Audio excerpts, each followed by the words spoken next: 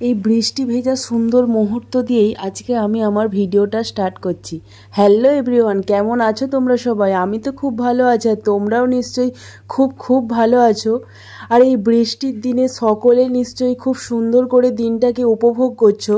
আমি তো জানালার ধারে বসেই সারা দিনটা কাটিয়ে দিলাম। আর এই রকম সারা দিন ধরে যদি বৃষ্টি হতে থাকে তাহলে আমাদের মাথাতে একটাই কথা আসে যে কি খাওয়া দাওয়া করা যায়।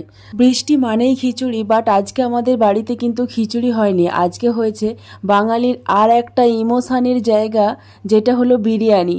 বিরিয়ানি লাভার নেই এমন খুব কম জনই আছে। আমি তো খুবই বিরিয়ানি প্রেমী, আর তোমরা কে কে বিরিয়ানি লাভার সেটা কিন্তু অবশ্যই জানিও। বৃষ্টির দিনে কাদের বাড়িতে কি রান্না হয়েছে সেটা কিন্তু অবশ্যই কমেন্ট বক্সে জানিয়ে যেও।